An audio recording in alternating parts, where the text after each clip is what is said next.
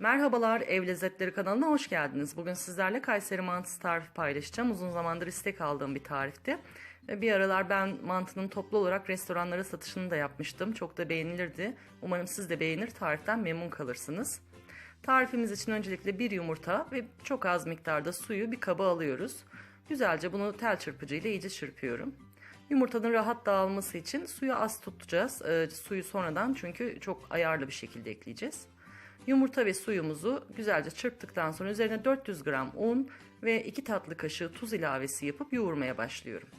Yoğururken suyumu böyle görüyorsunuz minik minik elimi ıslar gibi çok az az hamura katıyorum. Çünkü sert kıvamlı bir hamur elde etmemiz gerekiyor. Hamurunuz ne kadar sert olursa mantınız o kadar böyle dişe gelir, dağılmayan bir kıvamda olacaktır piştikten sonra. Ve aynı zamanda sıkmanız da kolay olacaktır. Gördüğünüz gibi bayağı sertçe bir hamur. Kabın içinde biraz toparladıktan sonra tezgahıma aldım. Ve iyice 4-5 dakika bayağı güç isteyen bir iş. Güzelce yoğurdum. Ve sonra ben hamurumu 2 bezeye ayırdım. Nasıl açabiliyorsanız, ilk kez yapıyorsanız ve çok büyük hamurlar açamıyorsanız daha küçük bezelere de ayırabilirsiniz. Ben 2 bezeye ayırdım. Bunları şimdi böyle güzelce elimle düzlüyorum, beze haline getiriyorum. Ve daha sonra buzdolabı poşetine koyarak buzdolabında dinlenmeye alıyorum. Hamurumuz ne kadar güzel dinlenirse o kadar kolay güzel açılacaktır. O dinlenirken iç harcımızı hazırlayalım. 350 gram dana kıyma, bir tane kuru soğan rendesi, 1 yemek kaşığı galeta unu ilave ediyorum. Galeta ununu soğanı komple suyuyla beraber kullandığım için ekledim. Soğanın suyunu toparlasın, harcımızı cıvıtmasın diye, çok da lezzet katıyor ayrıca. 1 yemek kaşığı kırmızı toz biber, biraz kimyon, karabiber ve tuz ilavesi yaptıktan sonra harcımı güzelce yoğuruyorum. Harcınız çok sulu, cıvık olursa o zaman sıkmanız çok zorlaşacaktır. Hamurunuz da yırtılacaktır. O yüzden galeta unuyla kıvama getirmek gerçekten çok etkili sonuç veriyor. Ya da galeta unu kullanmak istemiyorum derseniz soğanın suyunu tamamen sıkarak potasını kullanabilirsiniz, ince rendeden rendeleyerek. Şimdi iç harcımı hazırladım. Hamurlarım da bir 20 dakika kadar buzdolabında dinlendi. İlk yumağımı aldım ve hiç un serpmeden görüyorsunuz böyle birazcık pasta tabağı büyüklüğünde, servis tabağı büyüklüğünde büyüttüm. Daha sonra böyle azar azar un ekleyerek hamurumun kurumasını engellemek amaçlı güzelce birazcık güç harcayarak açıyorum. Sert bir hamur olduğu için evet birazcık güç gerekiyor açarken, ama inanın sonuçlar mükemmel olacaktır. Hamurunuz cıvık olduğu zaman pişerken çok daha böyle kocaman kocaman görüntüye sahip mantılar elde edersiniz. Daha hamur hamur bir şey ağza gelir. Ama böyle sert kıvamlı bir hamurdan yaparsanız son derece güzel makarna gibi lezzetli bir şekilde mantınızı yiyebilirsiniz. Şimdi böyle az az un serperek güzelce açtım hamurumu. Ve en son yine birazcık böyle unlayıp oklavama hamurumu güzelce sarıyorum. Sıkı sıkı sardıktan sonra şimdi klasik bir tahtada komple kesme usulü değil, farklı bir şekilde keseceğiz. Hamurumu böyle oklavamı kendi etrafında çevirerek üst üste katlıyorum. Ve daha sonra birer parmak genişliğinde veya birer buçuk parmak, yani sizin ne kadar büyüklükte mantı yapmak istediğinize bağlı, şerit şerit kesiyorum. Kestiğim şeritleri böyle açarak üst üste koyuyorum kısım kısım.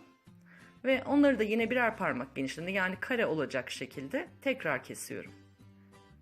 Ve bu şekilde yaptığınızda eğer tek başınıza hamuru kesip mantınızı sıkıyorsanız hiçbir şekilde hamurunuz kurumayacaktır.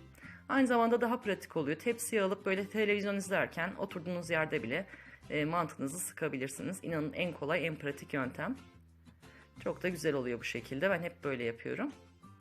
Gördüğünüz gibi çok fazla hamurları birbirine yapıştırmayın. Çok fazla bastırmayın. Ve kestikten sonra hemen bu güzelce alttan üste karıştırma işlemini yapın. Bütün hamurlarımı kestikten sonra böyle tezgahımın bir kenarına aldım. Üstüne nemli bir bez örttüm. Kuru değil, nemli bez örtelim ki hamurlarımız havayla temas edip kurumasınlar. Ve daha sonra sıkma işlemine geçiyorum. Şöyle bilmeyenler için biraz uzun tuttum burasını. 4 köşe olarak bu şekilde sıkıyoruz. İçine birazcık böyle iç harcımdan koyuyorum. Ve 4 köşesinden bastırıyorum. İyice bastırın, sıkı sıkı pişerken açılmasınlar. Arada böyle bezi kaldırıp birkaç seferde kalan hamurları tekrar karıştırıp yeniden üstünü örttüm sıkma sırasında. Ki hamurlarımız çok üst üste oturup yapışmasınlar birbirine diye. Bütün mantımı sıktıktan sonra bu bir yumak burada görmüş olduğunuz. Çok az tuz gibi böyle un serptim. Böyle karıştırıp o unu her tarafına bulaştırdım. Tepsimi de çok az yine unladım. Böyle elimi kürek gibi kullanarak mantımı tepsime yerleştiriyorum şimdi. Ve daha sonra bu şekilde tepsiyle buzdolabımın buzluk kısmına koyuyorum. Yani derin dondurucuda güzelce donmalarını sağlayacağım. Ve yaklaşık 2 saat sonra böyle donduktan sonra birbirine yapışmayacak hale geldikten sonra çıkartıp hemen karıştırıyorum. Tepsiden rahat ayrılması için. Görmüş olduğunuz gibi tane tane hiç birbirine yapışmadan donan mantılarımız oldu. İster böyle buzdolabı poşetlerine koyup buzluğunuza saklayıp lazım olduğunda kullanın. İsterseniz de şimdi birazdan göstereceğim şekilde biraz dondurduktan sonra pişirip yine hemen tüketebilirsiniz. Çok taze hamuru hemen haşlamayın. Biraz buzlukta kendini çekmesini bekleyin ki pişerken çok fazla şişip hamur olmasınlar. Tencereme bol miktarda su aldım. Az önce poşetlediğim donmuş mantımı çok az tuz eklediğim suyuma güzelce döküyorum. Çünkü mantı hamurumuz zaten biraz dişe gelecek kadar tuzlu. O yüzden suyuna çok tuz atmıyorum. Ve mantılarınız kaynamaya başlayıp böyle yüze çıkmaya başladığında pişmiş demektir. 1-2 dakika daha kaynatıp daha sonra pişirme işlemini sonlandırmamız yeterli. Pişirme işlemini sonlandırmak için böyle büyük bir bardak dolusu soğuk su mantımın içine ilave edip pişmesini durduruyorum. Daha fazla pişip şişmesin, hamur olmasın diye. Ocağımın altını kapatıp kenara alıyorum. Mantımın sosu için de bolca tereyağı erittim. Bir yemek kaşığı dolusu böyle domates salçasını güzelce kavurdum. Ve salçamın içinde topak topak görünmesini istemediğim için biraz da lezzetlendirmek amaçlı mantımın suyundan böyle çok az kepçeyle içine ilave ediyorum. Ve salçanın kıvamını biraz açıyorum. Birkaç taşım daha kaynattıktan sonra sosumuz hazır. İsteyenler bu sosun içine baharat ya da tuz ilavesi de yapabilirler. Ben gerek görmedim. Şimdi sosumuz hazır. Bu arada sarımsaklı yoğurdumu da hazırladım. Artık servise geçeceğiz. Sulu bir şekilde mantı tüketmeyi seviyorsanız siz de böyle suyuna sosumuzdan birkaç kaşık atarak güzel salçalı bir görüntü sağlayıp daha lezzetli hale gelmesini sağlayabilirsiniz. Benim büyük oğlum mesela sulu yemeği seviyor. O yüzden ben suyunu her zaman böyle biraz salçayla renklendiriyorum.